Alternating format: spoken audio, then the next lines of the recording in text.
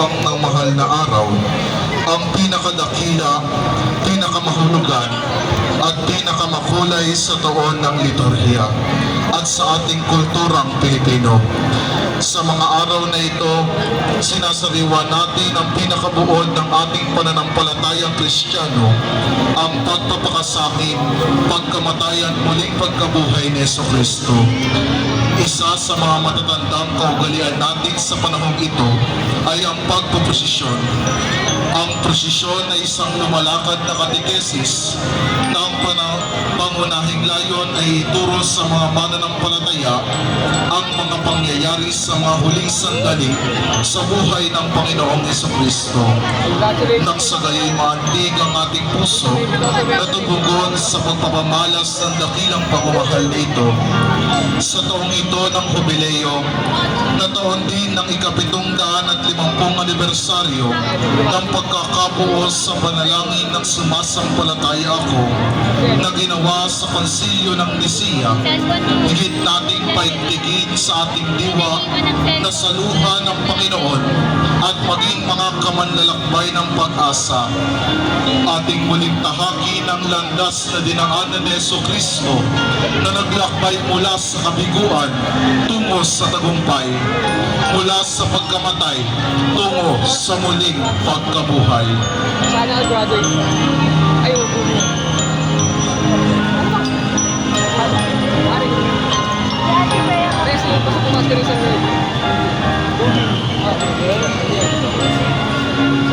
Apostol San Pedro. Pinangunguluhan ng posisyon ng mga mahal na araw ng larawan ni San Pedro. Ang mangingisdang ito ng orihinal na ngalay Simon ang naging unang papa ng simbahan. Matapos ang pag-akyat ng Panginoon sa langit, nangaral si San Pedro sa Roma kung saan siya pinaslang sa pamamagitan ng pagpako sa kanya ng patiwarik. Ang imahen ay nasa pangangalaga ng Samahang San Pedro.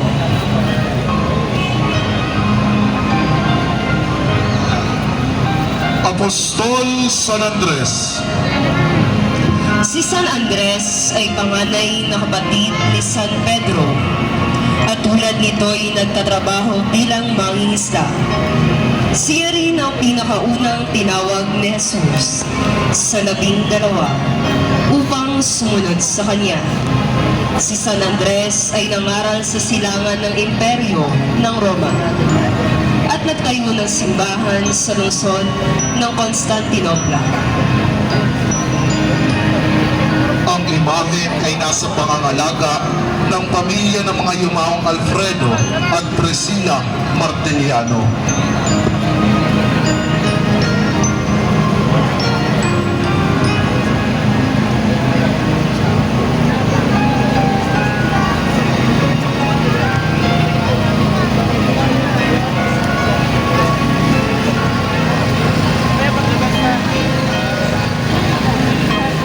Apostol Santiago el Mayor. Si Santiago ay anak ni Zebedeo at Maria Salome at kapatid ni San Juan Evangelista. Ipinangaral niya ang Ebanghelyo sa Espanya, kaya't kinikilala siya ng mga Kastila bilang pambansang patron. Sa gisag ni Santiago, ang kabibe ay sinusuot ng sinumang bibisita sa kanyang libingan.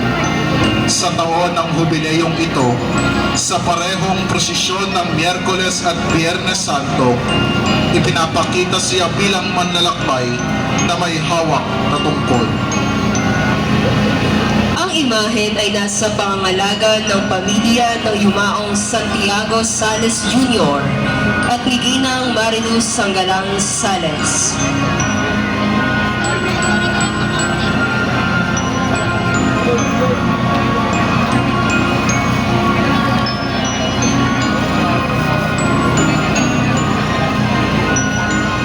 Apostol San Felipe. Tubong Betsaida si San Felipe, tulad ni na San Pedro at San Andres. Si San Felipe ang nagsabi kay Jesus na hindi sapat ang kanilang dala para pakanin ang 5,000 kataong nakikinig sa pangangaral. Pinatay si San Felipe sa Turkiya sa pamamagitan ng pagpapako sa krus.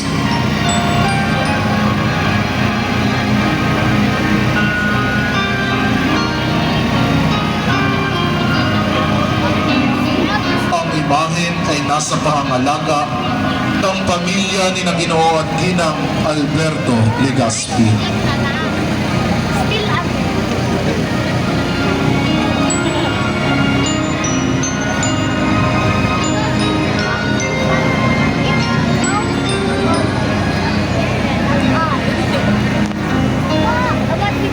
Apostol San Mateo Evangelista. Si San Mateo ay maniningil ng buwis. Isa siya sa apat na manunulat ng Ebanghelyo, kung kaya't sagisag niya ang aklat at luma. Sa kanyang gawing paanan ay nakatayo ang isang nilalang na may pakpak, simbolo na hango sa hula mula sa aklat ng Apokalipsis.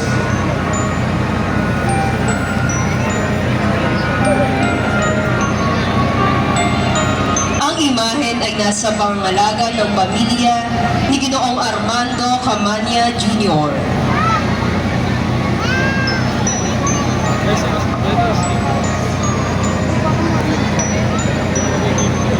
Apostol Santo Tomas. Tinagurian si Santo Tomas na ang nag-aaninlang Tomas dahil sa pagdadalawang isip tungkol sa muling pagkabuhay ni Jesus. Matapos sumakyat si Jesus sa langit, nangaral si Santo Tomas sa India. Sagisag niya ang siba na dahilan ng kanyang kamatayan.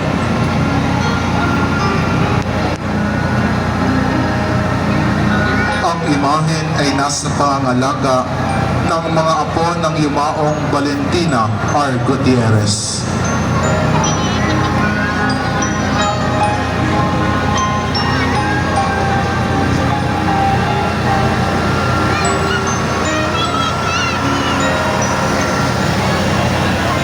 Apostol San Simon Makabayan. Ang bansag sa kanyan na makabayan, Cananeo o Celote, ay tumutukoy sa paglahok ni San Simon sa isang bangkad ng mga Hudyo na nagnanais na mag-aklas laban sa Roma. Ayon sa tradisyon, siya ay kapatid ni San Judas Tadeo at Santiago el Menor at anak ni Santa Maria Jacobe. Nangaral siya sa Ehipto at sa Persia kung saan siya pinaslang sa pamamagitan ng paglalagari sa kanya.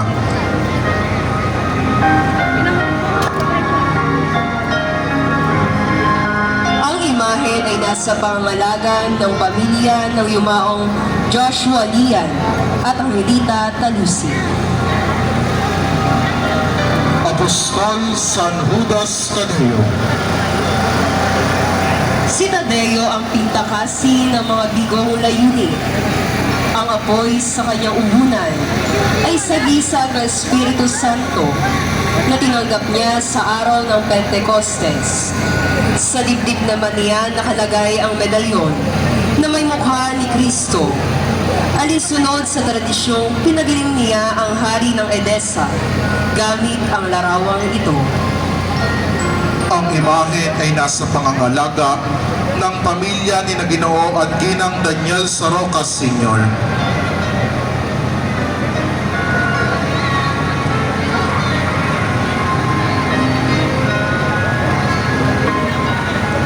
Pagbibinyag kay Jesus sa ilog ng Jordan. Ito ang bungad ng ikalawang yugto ng ating prosesyon na nakatuon sa pampublikong ministeryo ni Jesus. Si Jesus ay pumaroon sa ilog ng Jordan upang binyagan ng kanyang pinsang si San Juan Bautista.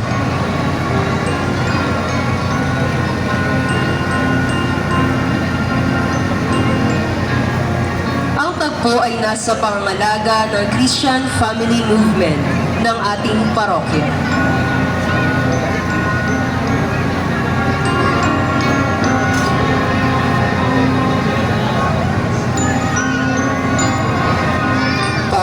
Pagtusok kay Jesus. Pumaroon si Jesus sa ilang upang mangilin ng 40 araw. Pinuntahan siya ni Satanas upang tuksuin at pangakuan ng yaman, kapangyarihan, at mga masasamang pita ng laman na siya namang tinanggihan ni Jesus.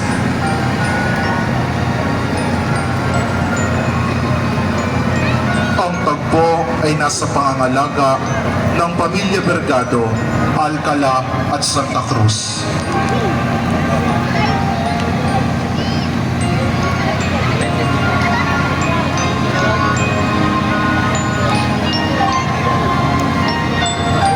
Kasalan sa kanan. Sa kanan na itala ang unang himala ni Jesus, sa kasalang dinaluhan niya at ng kanyang ina. Napag-alamang wala ng alak na may dudulot sa mga panauhin, matapos makiusap ng mahal na birhen kay Jesus, ginawa niyang masarap na alak ang tubig sa tapayan.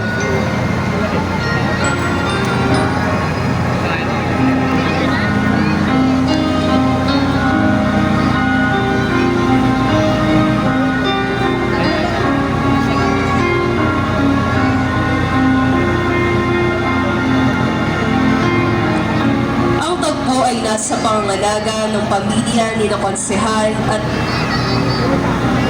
Ginang Raul Atadero.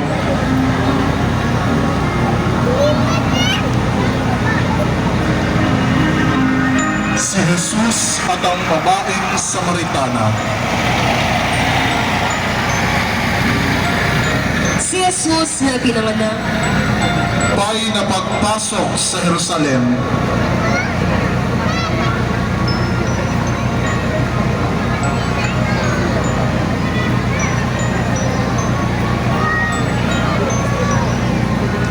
sa tagpong ito, nagsisimula ang ikatlong yugto ng prosesyon na nakatuon sa pasyon ng Panginoon. Pumasok si Jesus sa Jerusalem, nalulan ng asno, para ipagdiwang ang pista ng Pasko. Doon sinalubong siya ng maraming mga tao. Nilatagan nila siya ng mga balaban sa daan at winagaywayan ng mga palaspas. ang tagpo ay nasa pangangalaga ng pamilya ng Yumaong Boy, Pitong Ramos at Isabelita Ramos.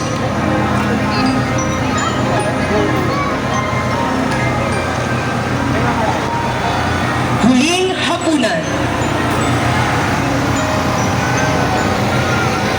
Ito ang tagpo kung saan itinatag ni Jesus ang Eucharistia, ang banal na misa, narurok ng ating pagsamba. Sa pagsasalo-salo sa hapunang Pampaskwa, ipinahayag ni Jesus ang kanyang katawan at dugo, ang magiging bagong pagkain at inuming magdudulot ng kaligtasan sa lahat.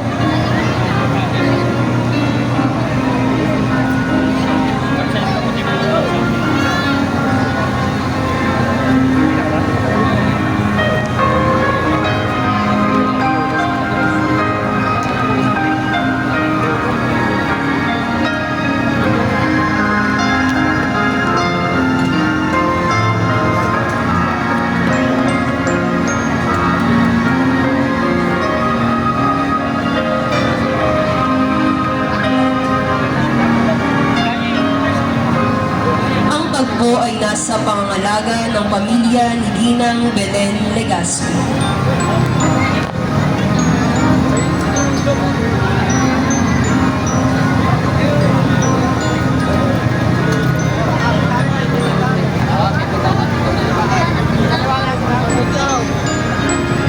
Pananalangin sa halamanan ng Getsemani. Tumungo si Jesus sa din ng Getsemani para manalangin. Ang bersyon ng tagpong ito sa may kawayan ay lubhang matalinghaga.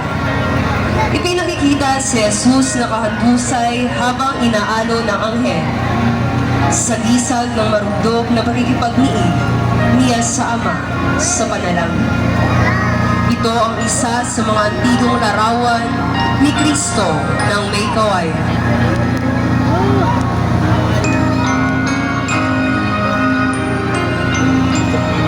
Ang tagpo ay nasa pangangalaga ng pamilya ng yumaong Francisca Araniego at ng pamilya ni Ginang Choleng Carillo.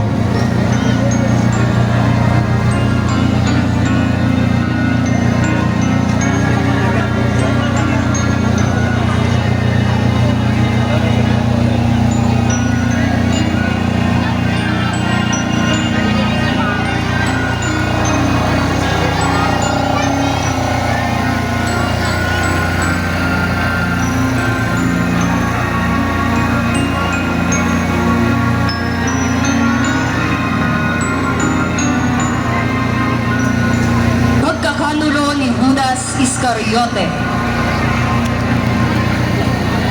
Matapos ang pananalangin ni Jesus, dumating ang pulutong ng mga kawal ng mga Hudyo kasama si Judas Iscariote na alagad ni Jesus. Nilapitan nito si Jesus, binati at hinagkan. Ang tagpo ay nasa pangangalaga ni Ginoong JR at Ginang Uchi Sia at ng pamilya Aquino.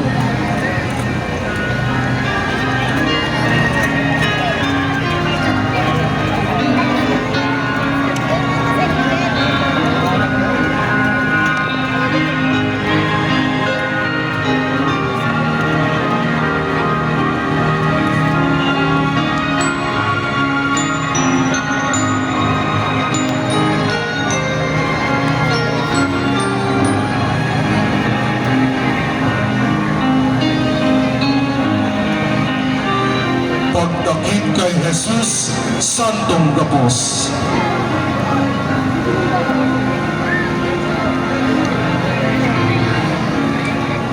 Ito na ang pinitunturong larawan ni Jesus sa lungsod ng May Kawayan. Pinta kasi ang Santong Gapos ng ating mga lupaing sakahan. At bawat taon ay inililipat ang imahen sa isang baryo. Sa kabilang gawin ng tulay ng May Kawayan, ayon sa tradisyon, tanging sa mga mahal na araw lamang maaaring itawid ang Santong Gapos sa tulay ng bayan at kagyat na dapat ibalik sa kabilang ibayo matapos ang prosesyon ng Biyernes Santo. Ang tagpo ay nasa pangangalaga ng pamilya ng Yumaong Oliva Pedro Francia at ng Samahang Santong Gapos sa pamumuno ni Ginoong Renato Campo at pamilya. O mahal na Poong Jesus na nakagapos, Senyor ng May Kawayan, Maawa po kayo sa amin.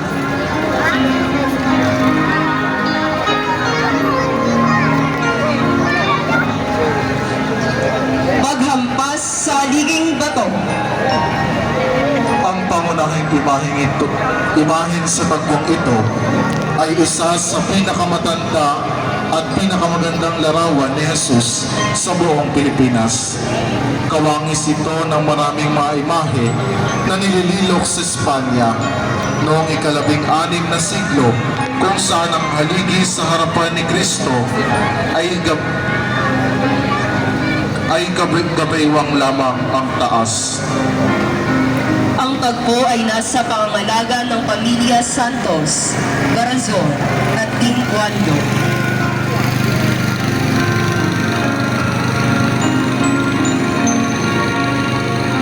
Ecce Homo.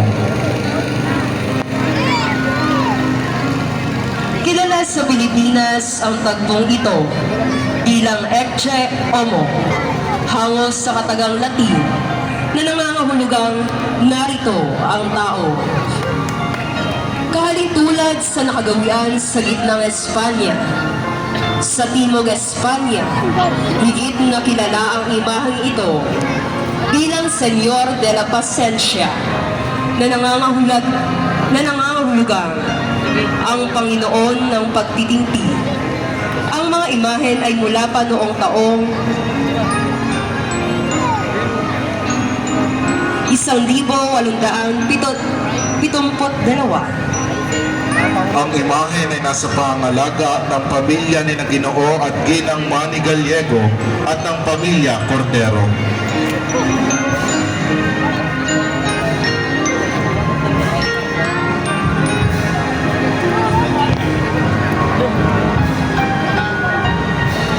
Pagpapatanaw kay Jesus sa bayan. Sa tagpong ito, iniharap si Poncio Pilato ni Jesus. Ipinaharap ni Poncio Pilato si Jesus sa mga taong bayan. Ang mismong bayang nagbunyi kay Jesus noong ito ay pumasok sa Jerusalem ay siya ring bayang ngayon humihinging ipako siya sa krus. Ang tagpo ay nasa pangalaga ng pamilya ni Ginoong Alex at ng yumaong Adela Apenya.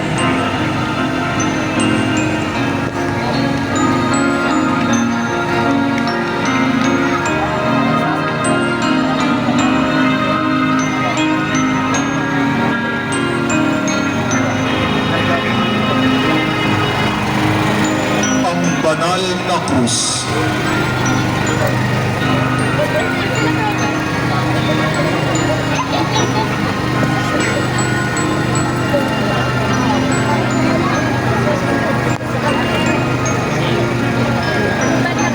Sa prosesyon lamang ng Miyerkules Santo, inilalabas ang antigong imaheng ito ng banal na krus bilang pahiwatig sa pasyon at kamatayan ng Panginoon na ating gugunitain sa darating na Biyernes Santo.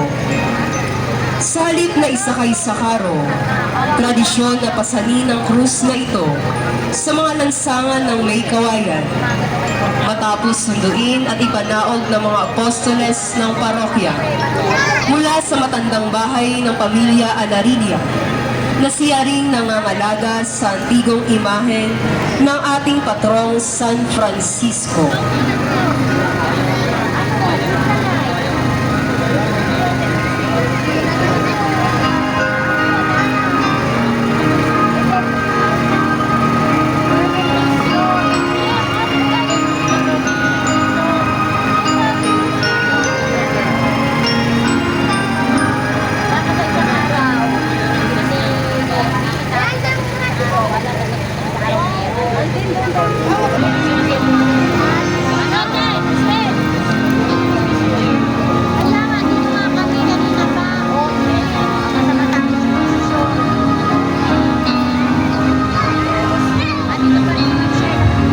San Lazaro. Si Lazaro ang matalik na kaibigan ni Jesus. Nang siya ay mamatay, pumaroon si Jesus sa kanyang libingan at muli siyang pinuhay. Nang makakyat na si Jesus sa langit, napadpad si Lazaro kasama ng mga kapatid na sina Marta at Maria sa katimugan ng Pransya kung saan siya naging obispo. Ang imahen ay nasa pangangalaga ng pamilya ni Ginoong Gualberto at Ginang Elvira Gallego.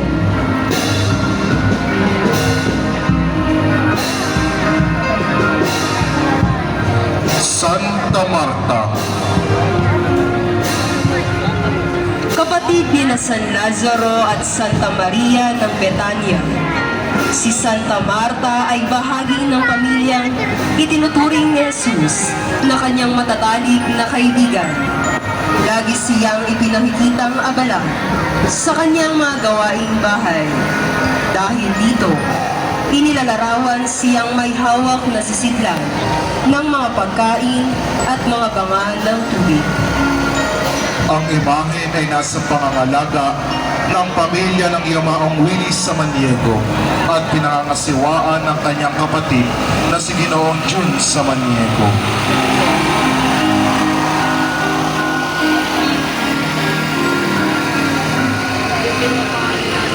Santa Maria ng Betania.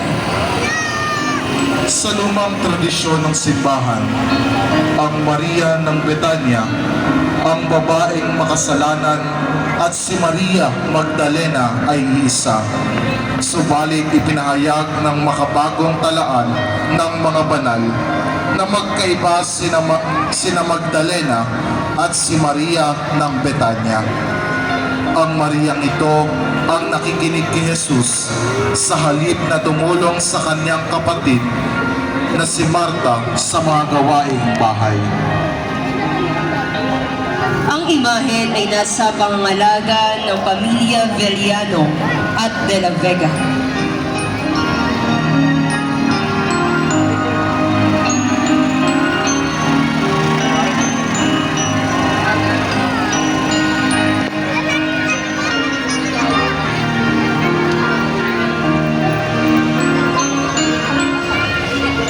Santa Maria Salome.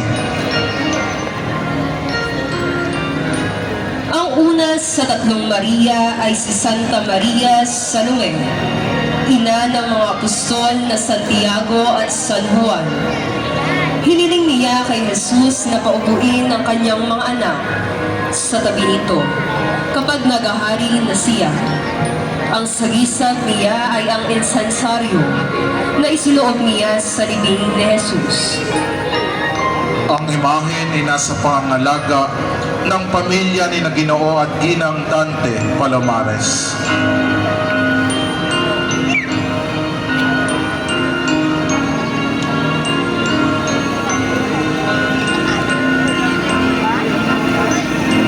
Santa Maria Jacobe. Si Santa Maria Jacobe ang ina ng mga apostol na sina Santiago el Menor, San Judas Tadeo at San Simon Makabayan. Kay Santiago niya nakuha ang taguring Jacobe buhat sa katagang Latin na Jacobe, na ang ibig sabihin ay ang kay Santiago. Sagisag niya ang walis na ginamit upang linisin ang paglilibingan kay Jesus. Ang imahen ay nasa pangangalaga ng pamilya Francia, Reyes at Gonzales.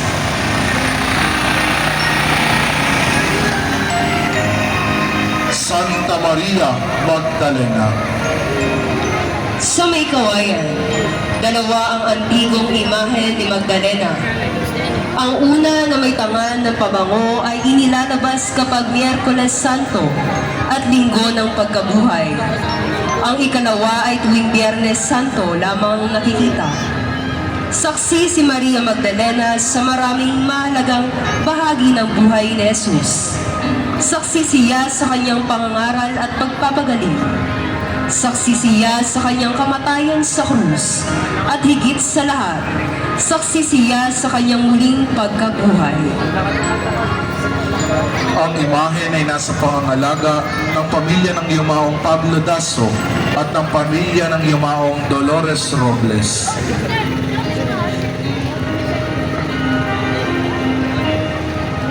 Apostol San Juan Evangelista.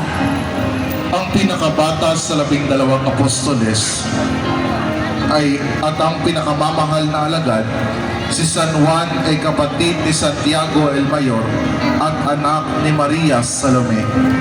Tinatawag siyang ebanghelista dahil sa pagsulat niya sa isa sa mga ebanghelyo. Sa kanya inihabilin ni Jesus ang kanyang ina bago ito mamatay.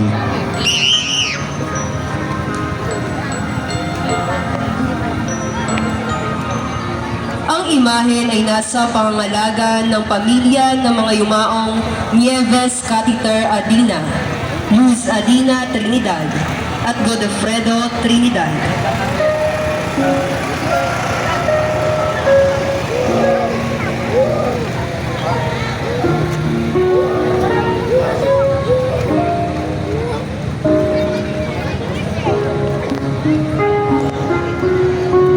Mater Dolorosa.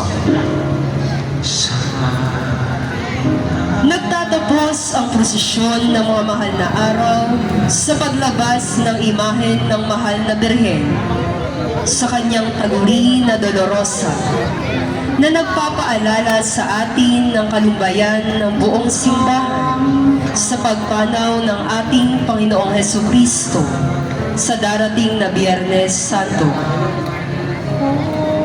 Sa pagdaan ng larawang ito ni Maria, na may pusong natatarakan ng 7 balaraw sa dibdib, tayo ay inaanyayahan na magmuni-muni kasama niya sa magaganap na pag-aalay ng buhay ng kanyang anak.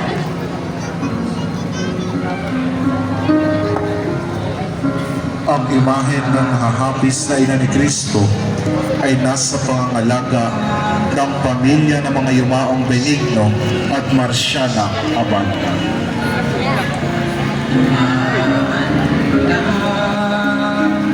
Hinihiling po na ang lahat ay sumunod sa ating posisyon. Maraming salamat po.